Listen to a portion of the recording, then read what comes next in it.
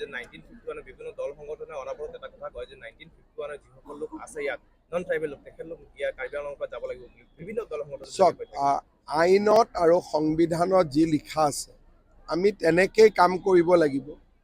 এই বিষয়বিলাক লৈ পেলাই বহুজনে বহু কথা কৈ আছে, কিন্তু মই ভাবোঁ যে কাৰ্বি আংলঙত কোনোবা যোৱাটোতকৈও 244টোহে বেছি ইম্পৰ্টেণ্ট। সেইটো হৈ গ'লে মানুহৰ সমস্যাবিলাক নিজেই নোহোৱা হৈ যাব, কাকো খেদাৰ দৰকাৰ নহ'ব, তেতিয়া নিজে নিজে কামবোৰ হ'ব। গতিকে আমি স্থায়ী সমাধানত চকু দিব লাগে। এই বিষয়ে মই আজি ৰাতিও ডিফুত আছোঁ, আলোচনা কৰিম। আমি সমস্যাবিলাকৰ স্থায়ী সমাধান কৰিব লাগে। জল জীৱন মিছন গোটেই দেশতে ইনকমপ্লিট হৈ আছে। প্ৰধানমন্ত্ৰী ডাঙৰীয়াই কিছুমান দুৰ্নীতিৰ অভিযোগ পায় গোটেই দেশতে, অসমত নহয়। তেখেতে নিজাববীয়াকৈ তদন্ত কৰি আছে আৰু তদন্তৰ পিছতহে তেওঁ পইচা ৰিলিজ কৰিব। আৰু প্ৰধানমন্ত্ৰী ডাঙৰীয়াই যিহেতু নিজে তদন্ত কৰি আছে, গতিকে তাত আমি মাত মাতিব খোজা নাই। এতিয়া নিশ্চিতভাৱে আমাৰ অসমৰ কামখিনি ভাল হোৱা বুলি আমি ভাবোঁ। নিশ্চিতভাৱে অসমৰ পুঁজি কোনোবা নহয় কোনোবা সময়ত প্ৰধানমন্ত্ৰী ডাঙৰীয়াই মুকলি কৰি দিব।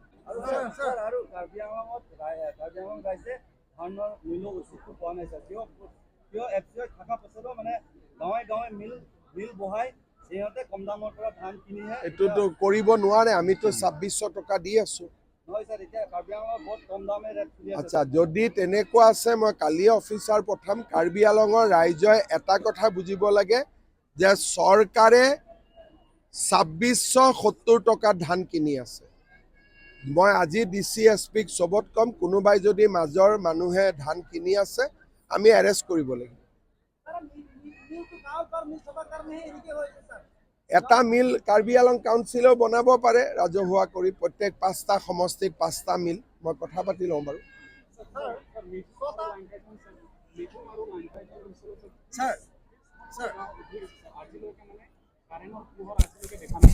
মোক আজি আপুনি কৈছে, মই এতিয়া লিষ্টখন লৈ কৰি দিম। মই উইদিন এ 1 month কাম ষ্টাৰ্ট কৰি দিম। আজি আপুনি মোক লিষ্টখন বনাই তুলিৰাম ৰংহাঙক আজি দি দিব, মই লগে লগে ষ্টাৰ্ট কৰিম। आज असम वासियों का ओर से मैं पूरे देशवासियों को बिहू का शुभेच्छा देता हूँ। ये हमारे माघ बिहू है, मकर संक्रांति है। असम के लिए आज बहुत ही पावन दिन है। मैं पूरा देशवासियों को भोगाली बिहू का, माघ बिहू का शुभकामना देता हूँ। हमारे असम का एक ट्राइबल समूह है जिसका नाम बोडो है, बहुत बड़ा जनगोष्ठी है। ये बोडो का जो डांस है इसको बागरुम्बा बोलते हैं। 17 को प्रधानमंत्री जी आएगा, 10,000 से ज़्यादा युवाओं ने ये बागरुम्बा डांस का एक सामूहिक प्रदर्शन करेगा।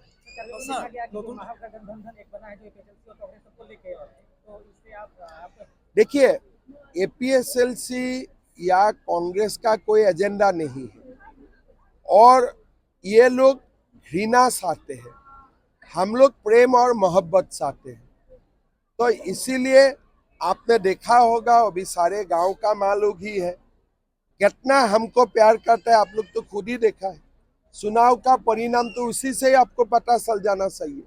सर 22 तो हम नहीं जीतेगा, 104 सीट में हम लोग प्रयास करेगा। आप लोग जितना जिताएगा उतना जीतेगा। सर प्राय 80 लाख যোগী মানুহ আছে, নাথ যোগী। আজি অসমত কিমান আছে তো নাজানো। 2027 চনত জনগোষ্ঠী হিচাপত সেন্সাস হ'ব।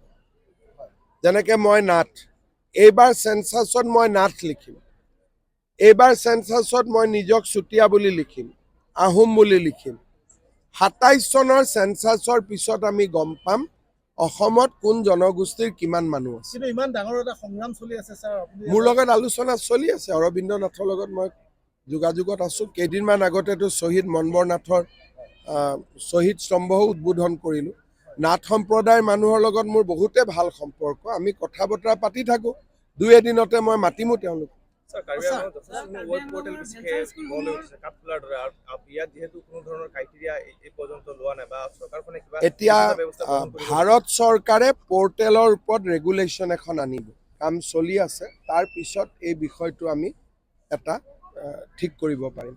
কাৰ্বি আংলঙৰ নিয়মটো আমাতকৈ বেলেগটো মানে হাই ছেকেণ্ডাৰী মই বুজি ল'ম এতিয়া, কাৰণ আমাৰ লাষ্ট এটা প্ৰশ্ন কাৰ্বি আংলঙৰ নিয়ম কানুনখিনি অলপ আমাৰ বেলেগ ষ্টেটতকৈ বেলেগ হৈ থাকেতো। ছাৰ লাষ্ট এটা প্ৰশ্ন সুধো পশ্চিম কাৰ্বি আংলঙত আজিলৈকে কোনো ছায়েন্স ষ্ট্ৰীম নাই জনজাতীয় লোক ইমান আছে তাত এখন জিলা হয় কিন্তু আজিলৈকে অসম চৰকাৰে আমাৰ কলেজৰ কনষ্ট্ৰাকশ্যন হৈ গ'ল, তাতে ছায়েন্স থাকিব। ফেব্ৰুৱাৰী মাহত ৰণোজ পেগু আহি তাক উদ্বোধন কৰিব।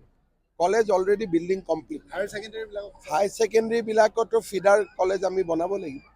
স্যাৰ অসমৰ বিভিন্ন জিলাত ইলিগেল মাইনিং কেইটা বন্ধ কৰা হৈছে কিন্তু ইয়াত কাৰ্বি আংলঙত চক কাৰ্বি আংলঙৰ কথা বতৰাত আমি নিজে বৰ বেছি নোসোমাওঁ, কাৰণ ইয়াতে আপোনালোকক অটনমি দিয়া আছে।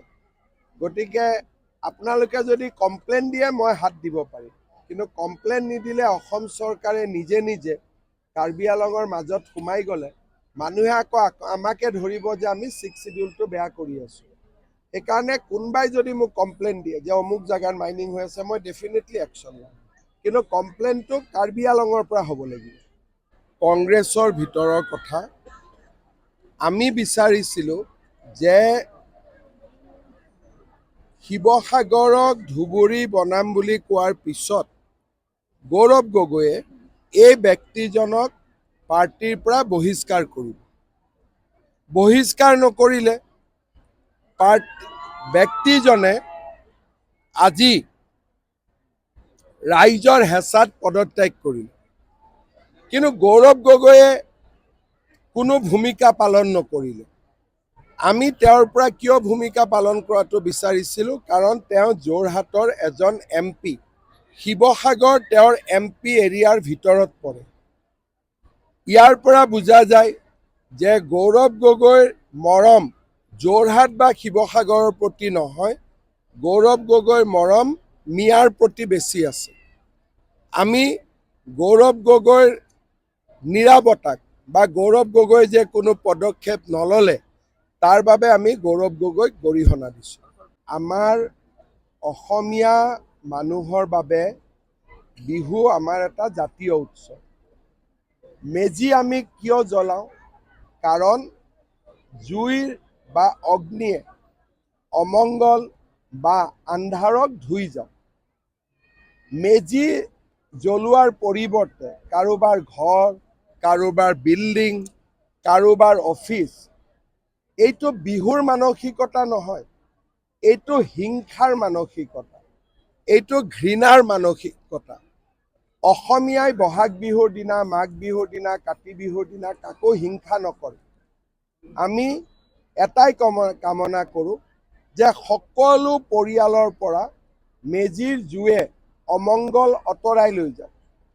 মেজিৰ জুয়ে প্ৰতিগৰাকী মানুহৰ পৰা দুখ আঁতৰাই লৈ যাওক আৰু মেজিৰ জুয়ে সকলোৰে ঘৰ সংসাৰ পৰিয়াল উজ্বলাই তোলক। মেজিৰ জুইৰ উদ্দেশ্য ঋণাত্মক নহয়। মেজিৰ অগ্নিৰ যিটো অৰ্থ সেইটো হ'ল ইতিবাচক। আন্ধাৰ বিনাশী, পোহৰৰ জয়। কিন্তু তেওঁলোকে সেইটোকে বুজি নাপায়। অসমীয়া ভাষা সংস্কৃতিৰ লগত কংগ্ৰেছৰ কোনো সম্পৰ্ক নাই। এইটোকে তেওঁলোকে আজি বাজপেয়ী ভৱন জনোৱাৰ ফটো এটা দি টুইট কৰিছে। আমি পদক্ষেপ নলওঁ। মানুহে নিজেই বুজি পাইছে যে কংগ্ৰেছ দলটোৱে মাঘ বিহুৰ ভোগালীৰ উৰুকা একো বুজি নাপায়। তেওঁলোকে খালি মিয়াক বুজি পায়। চাওক, মোৰ এজেণ্ট যদি গৌৰৱ গগৈ কিয় লৈছিলে, তাৰমানে গৌৰৱ গগৈ মোৰ এজেণ্ট হ'ব লাগিব, তেতিয়াতো আৰু মোৰ হাতত কোনো উপায় নাই। কংগ্ৰেছততো মোৰ এজেণ্ট আছে, এইটোতো পাক্কা কথা, কিন্তু গৌৰৱ গগৈ মোৰ এজেণ্ট বুলি মই নাজানিছিলোঁ। সেইটো লিষ্টত নাই নামটো।